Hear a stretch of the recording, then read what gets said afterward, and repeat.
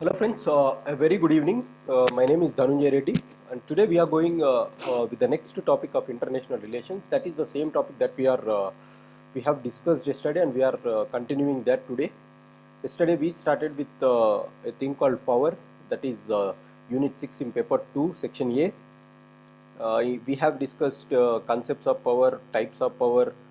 We discussed what is power as per various theories of international relations, and we have also discussed about the concept of capability of Kenneth Walls. Today we are going to continue with the same lecture, that is called polarity of power. We are discussing with one thing called polarity of power thesis.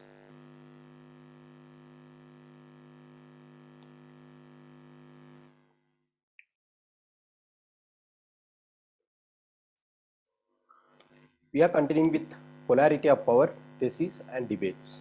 So this would be the point of discussion for today. And before going into that, let me also make sure that today our Telegram group has crashed because of some reason, and there were almost 95 subscribers. Everyone they were asking. I think many of my friends have called me and asked why the Telegram group has crashed. I don't know the reason, but I have formed one more group where I will be sharing the PDF copies. So you do one thing, you just go to this group which I mentioned here. That would be more than we are starting that again because we can't do anything now. It is gone. So at least we hope that from now on it will be good. We'll be maintaining a backup also. So this is my Telegram channel. You can go at Dhanu DHANU underscore PSIR and you can have an access. So that is the thing. So let us go to today's discussion. Right friends, today's discussion it is about key concepts and international relations. This is the 6th unit that we started yesterday, and these are the syllabus points that I said, and today we are continuing with the topic that we started yesterday, that is power.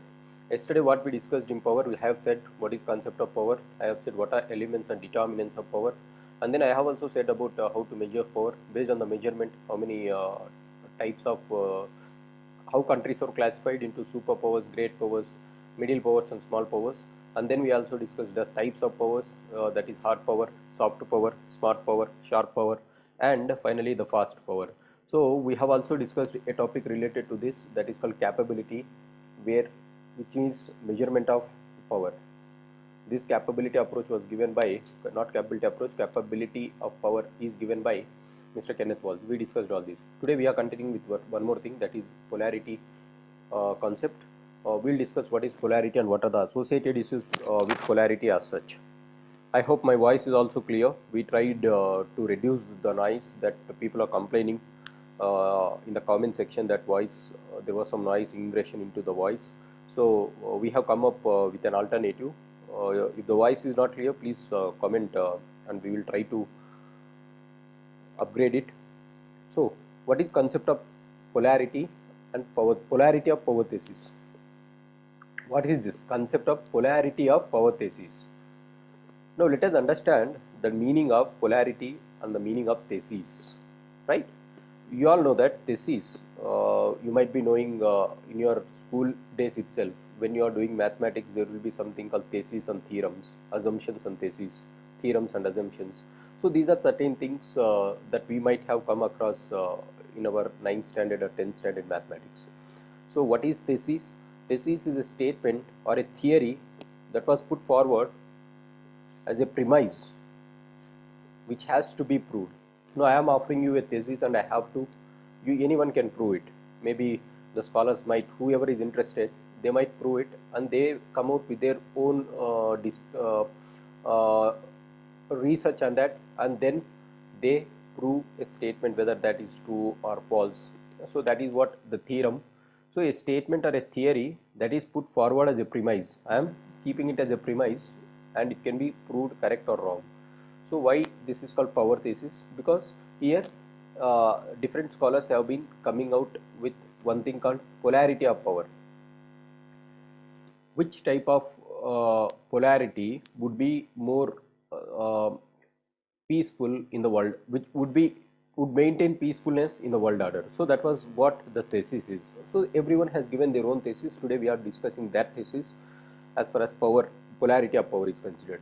Now, what is polarity? Polarity, the term, the Oxford definition of polarity is in international relations is any of the various ways in which power is distributed within the international system. How power is distributed in the international system, that is said through the form of polarity. It describes the nature of international system. How is international system at a given period of time? How is it? Whether it is unipolar, which means it is having only one superpower, or it is bipolar where two superpowers exist, or it is multipolar world where there are number of superpowers, right?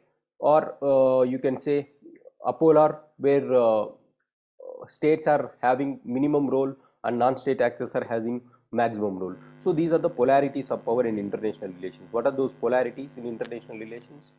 They explain how power is distributed in the world order or the international system, and it describes the nature of international system as such. So this is what the polarity is about. Now, what is this concept of polarity of power thesis? Polarity is a realistic concept to determine the world order. Polarity, it is a realistic concept to determine which type of world order is existing. Realists determine the world order by unipolar, bipolar and multipolar. So they say that okay, at different points in the history of world politics, that the world order has been either unipolar or bipolar or multipolar. This is what the thing is. So even social constructivists use the term polarity. This is not just realists, because everyone has their own opinion. Social constructivists also use this, but as usual, like yesterday's discussion, they see it in the form of ideational terms, which means cultural terms, norms, laws, but really sees it in materialistic terms, that is in the form of hard power, that is military power or the materialistic power. So this is the difference between how polarity is viewed by social constructivist theories and the realist theories. So this is what the concept of power is, that is polarity is the realistic concept in the world order, and realists describe the world as either unipolar, bipolar or multipolar depending on time to time.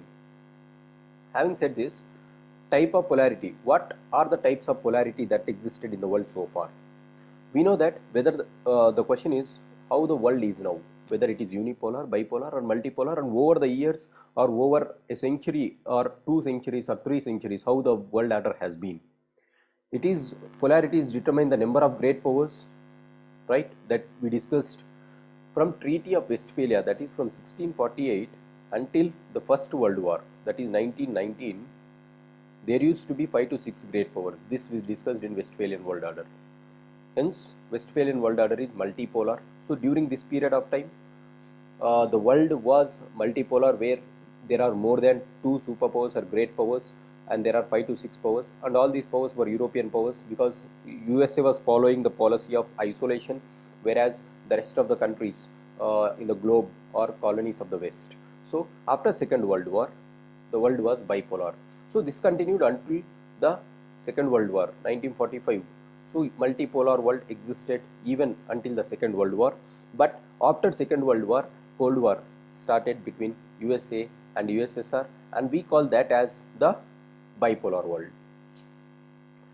Who are the bipoles? One is the capitalist bloc of USA and the communist bloc of Russia. Now from 1991, after the disintegration of USSR, there was unipolar world.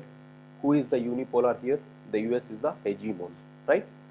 However, this didn't continue for many years. After the 2008 social economic crisis, global financial crisis, we have seen the rise of a multipolar world again. So presently we are guessing that we are entering into again a bipolar world, which was dominated by USA and China this time. So this is how the world order has been over the period of years.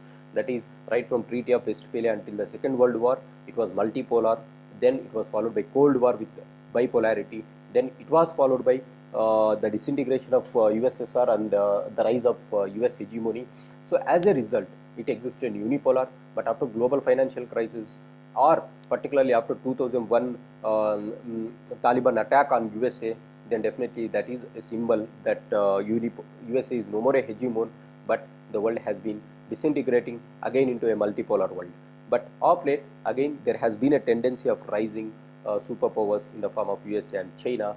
Maybe China might again take the position of USA at one point of time down the line. So this was what the type of polarity was so far. I said, what is polarity? Polarity determines how the power is distributed. Power is distributed between multipolars, power is distributed between bipolar, power was concentrated in one country, power were again distributed multipolar, again trying to be grabbed by only two countries at different points of time in the history. That is what I said, right? I hope it is clear. Now, why did this context that polarity of power thesis emerged? Why this discussion emerged? I said until Second World War, it was unipolar world. Sorry, it is multipolar world. So there was no debate as such regarding other forms of polarity, because the scholars were they never thought that the world will be looked or it will be shaped by other powers also. So for more than 300 years, the world has been under multipolarity. So there was no discourses of multipolarity or polarity thesis. What is this discourses? There was no lectures or discussions that was going on in the academicians or in the schools of international relations discussing about which polarity of power has to exist in the world order. So there was no discourse, because they thought that it was the end, that is multipolarity will sustain forever. So there was no discourses. But after the decline or after the Second World War, the rise of two blocks, US and USSR, has given a is the starting point of discussion in academics or discourses in the academics about the polarity of power thesis. Now, this became into a debate after the end of Cold War. That is, until from Second World War to Cold War, end of Cold War, there was just discussions whether bipolarity works or not, because it was being dominated by US and USSR at various points of time. So people or academicians thought that okay, bipolarity might be, we have to start discussing about these type of things in the world.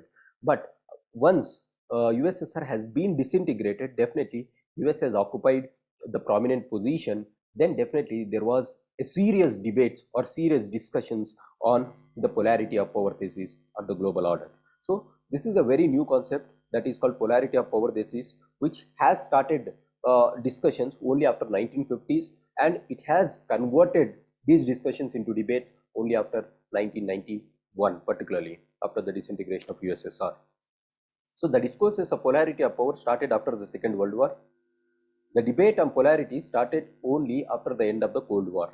Debate started after end of Cold War. Discussion started only after Second World War. Why? From 1648 to still 1945, we do not see any change in the world system. It was multipolar, as I said.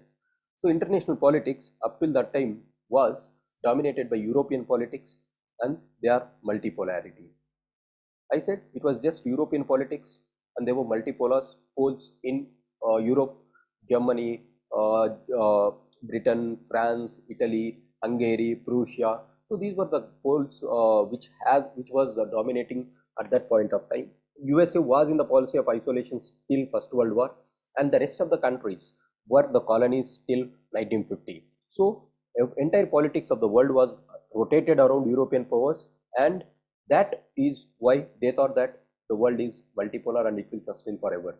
But there was no debate of multipolarity was seen as natural, because in multipolarity, balance of power exists. See, there was no debate till Second World War or till Cold War, because they thought that multipolarity exists. Whenever multipolarity is there, there exists balance of power. As long as balance of power is there, they were very sure that war is not going to happen. But what happened? Balance of power failed twice. Once in the First World War, the second again in the Second World War. So balance of power failed, and the concept or the myth that multipolar existence can balance the rising power is a wrong thing. So a serious discussion or a discourse on the polarity started. So be clear, it was only after the Second World War where the discourses of polarity of power thesis has started. What is polarity of power? I said polarity indicates how the power is distributed, and the thesis here is they are proposing which type of polarity of power is best, either it is bipolarity or it is multipolarity or unipolarity, which is best. So they are coming with thesis and they wanted to prove their point. That is why it is called thesis, right? This is what, remember the definition of thesis. So this is what the discourse or the debate is. After this, after Second World War, for the first time bipolarity emerged and it continued till the disintegration of Russia in 1991. In 1991, USSR disintegrated. Disintegration of USSR has led to the emergence of unipolar world. Now, as a result, this led to debate on whether unipolar is desirable or whether multipolar is desirable at the global level. Why?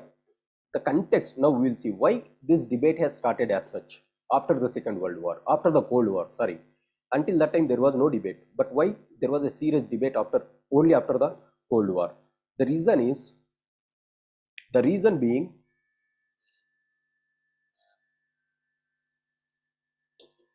the reason is when unipolar world got established, then it means US was at the helm of affairs.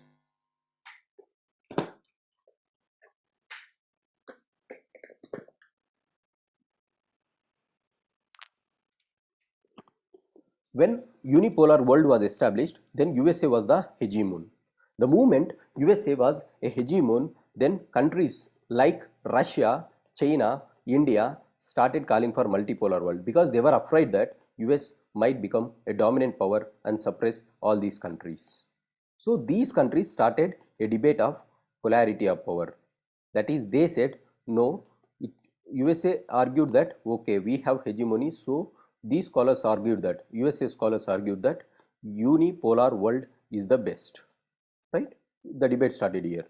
But these countries, they started arguing that unipolarity is a threat because it has a feature of domination. So multipolarity is a better option. So USA should reduce it and we have to have a multipolar world. So the debate was started only by these countries like Russia, China, India, the scholars of these schools, and then definitely this has given the rise to polarity of power thesis. Symbolically, all these countries entered into an establishment called RIC triangle: Russia, India, China. So all these persons, they have all these countries, they formed RIC triangle, which is even continuing today, and this is to challenge the US hegemony. And these are the proponents which say that the polarity of power has to be a multipolar world, not the USA's unipolar world. Now, RIC countries held that why they proposed, RIC countries were very sure that multipolar world is essential for democratization of the world order. Why democratization? If there is one hegemon, then definitely the other countries will be at risk of the attack of the hegemon.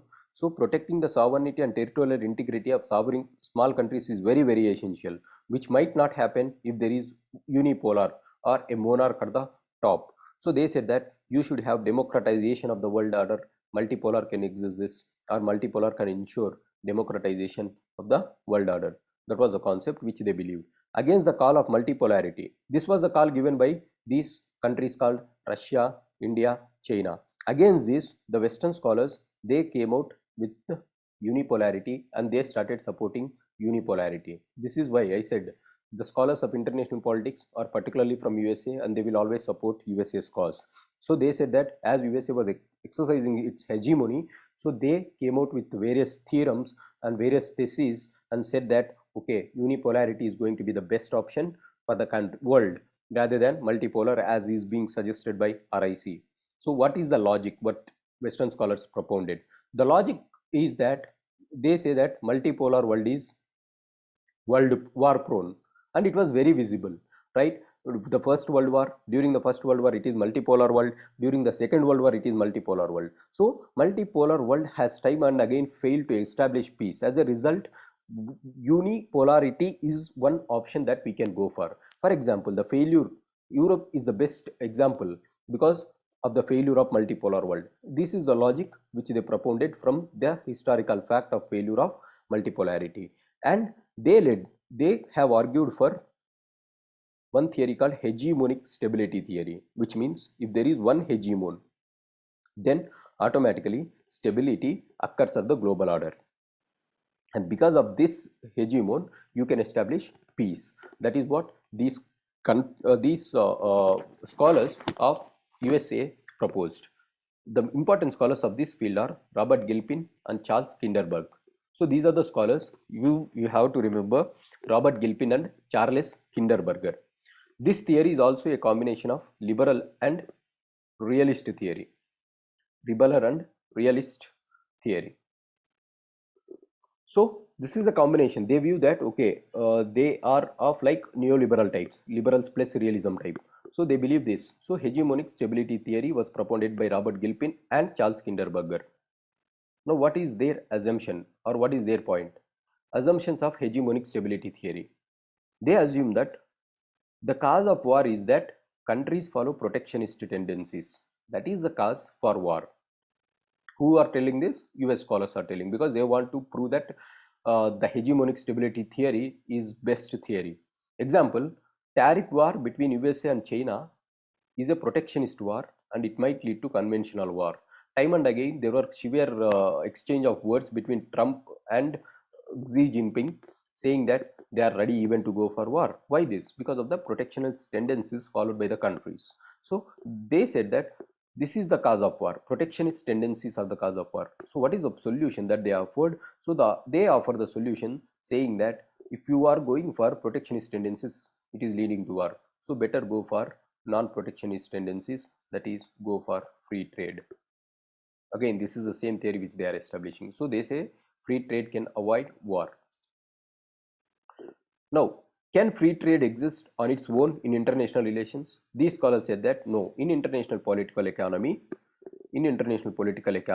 there is no invisible hand like that in a domestic market. What is this invisible hand? Market forces will be determining your prices and demand and supply, right? That is what invisible hand is. If the invisible hand is reaching out, then state can intervene and maintain price stability. But international system doesn't have such invisible hand. There is no invisible hand in international political economy. So there needs to have one controlling authority called international policeman or Leviathan, or this is wrong, Leviathan, or a preponderant power. What they say is at the top there should be Leviathan or a preponderant power or a policeman, international policeman, who ensures or who formulates the rules and enforces the rules. So he should formulate the rules, enforce the rules and punish those who violate it. Until and unless that time, free trade doesn't exist, and as long as free trade doesn't exist, people will be at war, right? So this is what they said, and they said that it means there is a need for hegemon of power for stability. So what they are telling, you go for unipolarity, because unipolarity establishes hegemonic power and they can form the rules and implement them so that free trade exists. The moment free trade exists, war will be at bay.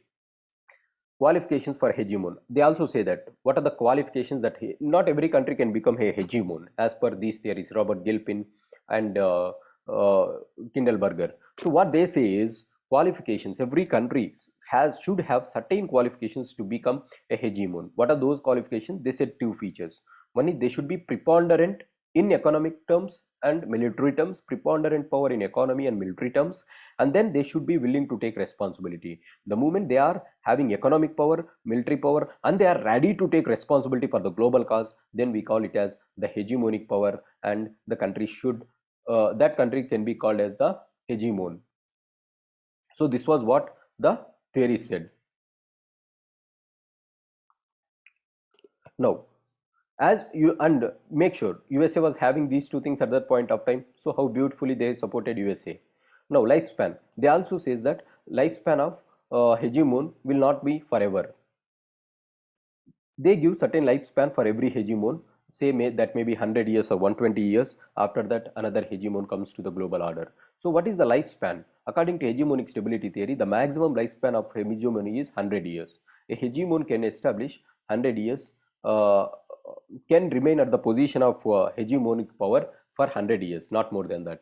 After which a new hegemon emerge because of the existing hegemon overstretches. Because the existing hegemon overstretches and the resources available at that hegemon gets exhausted, and it gives a way to a new power, right? So what they are telling, see, after which the new hegemon emerge because the existing hegemon overstretches in the form of free rides, like giving as it is taking responsibility, it will be giving free riders um, um, like grants to developing countries, underdeveloped countries, free grants, and it will be giving less discounted capital or low interest rate capital to the other parts of the world. As a result, what these scholars are telling that, so they can have the maximum, another hegemon is going to rise because of the free riders, because slowly that hegemon loses its power. The moment it loses its power, definitely another hegemon is going to come and starts challenging, like China. USA was slowly coming down, China was slowly replacing hegemon. So they say that the maximum lifespan, it can be 100 years. They also say from history, they say that Holland was a hegemon during 17th and 18th century. Britain was a hegemon during 19th and 20th century. But later on, after a long time, after the Second World War, there was a US tried to establish hegemony, and it was successful only after 1991. However, this couldn't continue for 100 years because from 2001 there was a threat, which was a real threat from Al Qaeda, which attacked the World Trade Center, and that shows that USA is no more a hegemon. So just for 10 years, USA continued that golden period, but after that, USA couldn't sustain that hegemony. This shows that the lifespan of hegemon is at max 100 years, and after 2008 subprime crisis, every state, it proved that USA, neither USA nor any other country is a superpower, because every country has faced the grudge of this financial crisis. So this shows that life of hegemon is very, very short. Now, what is this criticism to this hegemonic stability theory? The criticism was given by Mr. Kenneth Walsh and John Mearsheimer. They held that neither unipolarity nor multipolarity can establish a stable system. They say that people are supporting unipolarity.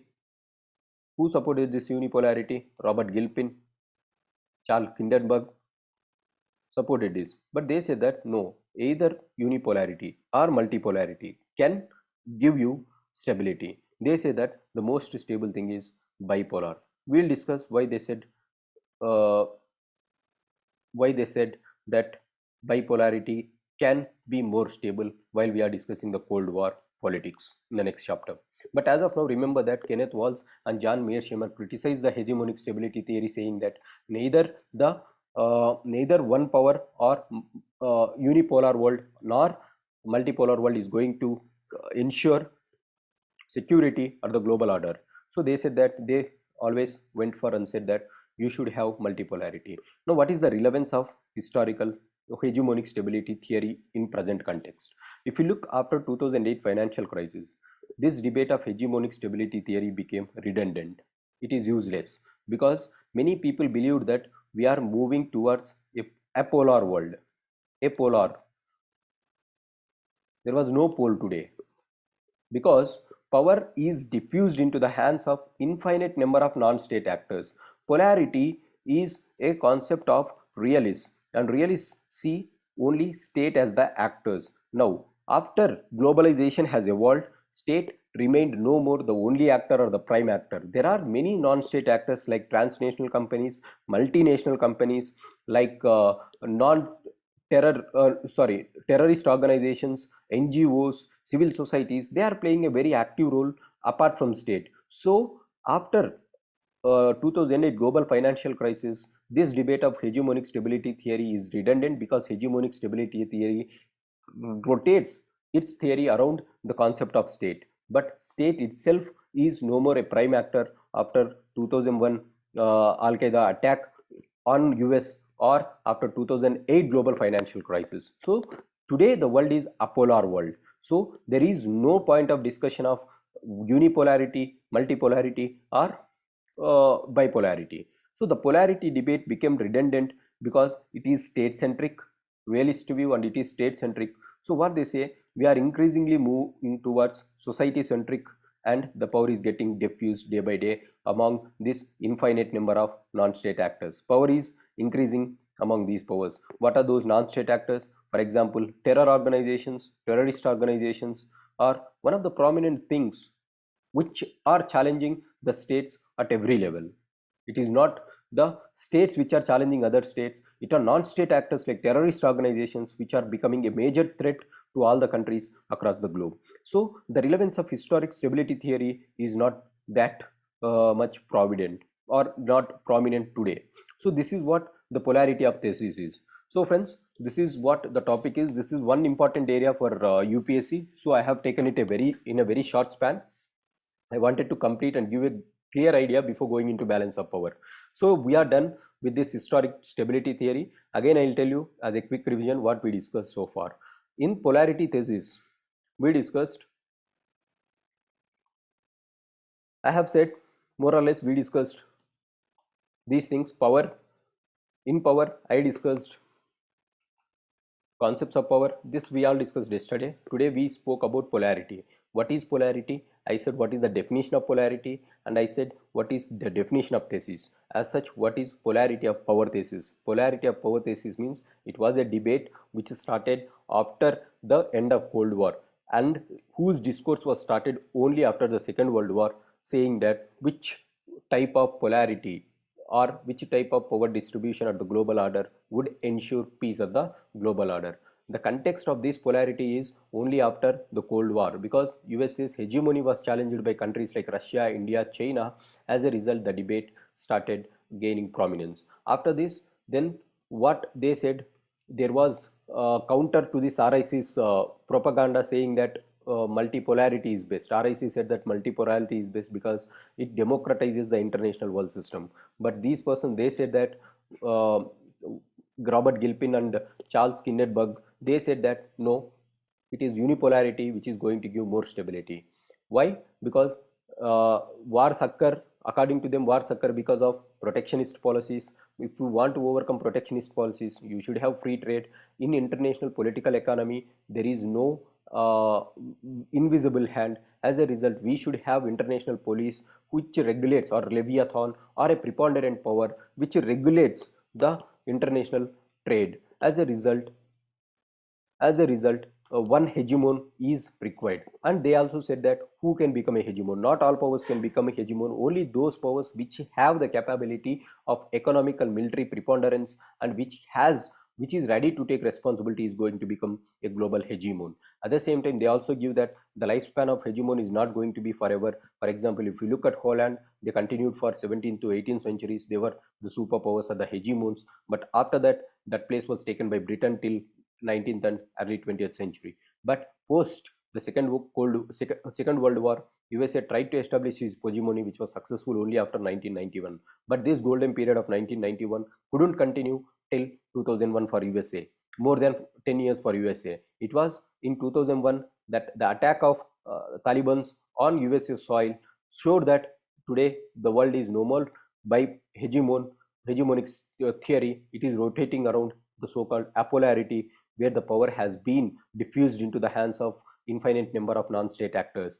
That non-state actors has been playing a crucial role. So the theory of this hegemonic stability theory is redundant, or polarity of power thesis is redundant today. Whatever, still this man called Kenneth Walls and John Mearsheimer, they always say that bipolarity is better option for a country like USA rather than having multipolarity, or USA itself being a hegemon, because it is going to get challenges from across the countries uh, during that stage.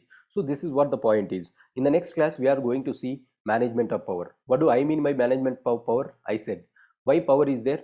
Power is an element of international politics. It is the most contested topic. Why wars occur? Wars occur, I said international theory is or the theories which are framed to avoid war and establish peace. But why in the global system wars occur? Wars occur as per these theories. Wars occur only because of mismanagement of power. Whenever some country which has power mismanages it or misuses it, then wars occur. So we have to manage power in order to ensure that mismanagement of power doesn't take place, because mismanagement of power is going to lead to war. How this mismanagement can be stopped or how power can be managed is dealt by in form of two theories, that is balance of power as well as collective security. Some say that balance of power can manage the system very well, whereas some say that collective security can be the best way to manage power. In the next class, we will be seeing one at a time, that is balance of power at once and then collective security in the next class. So this would be the way, so that we will complete the power and then we will be moving to the next element. Thank you for giving me this opportunity. Let me also remind you one more time that we have faced the challenge of this Telegram channel group getting collapsed. So you can do one thing, you can just type this, go to this Telegram link or the link that we will provide in the description box of the YouTube. You can just go to the link, subscribe again. So we will be forming a backup account also, or you can give me a mail, I'll add you accordingly. Thank you, have a nice day.